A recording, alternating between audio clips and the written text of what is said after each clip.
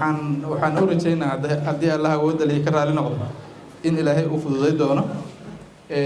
aniga iyo inta kale ay tahay inay ku gacan siiyaan waxaan ballan qaadayaa inaan garab istaagi doono duubka kuna gacan siin doono waajibaadka loo igmaday oo maanta halkan loo joogo waxaan leeyahay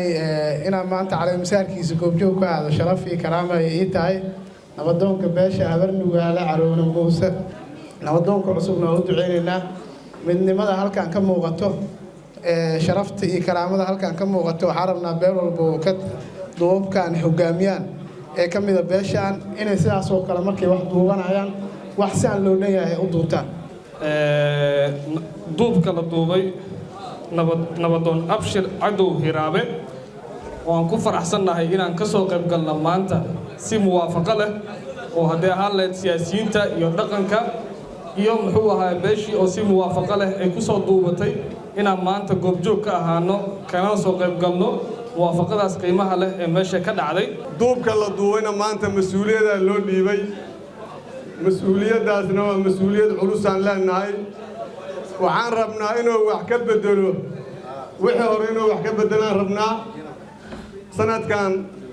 sanadkiisa kale waxaan rabnaa in lagula xisaabtamo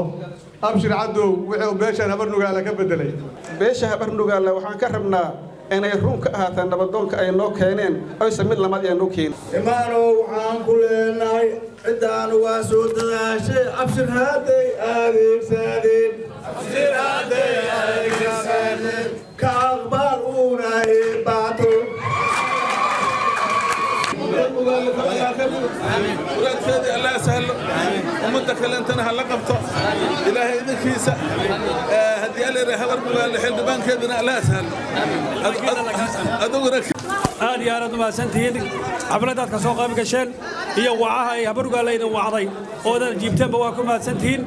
والله إذا وحواي وحبل إذا مسير من لكن هبر قال لما ضنك يكين ليس هنا دركتين هذا كبرتين اليوم هذا ديننا يا الله إذا وعي marka nabadoonka waa kan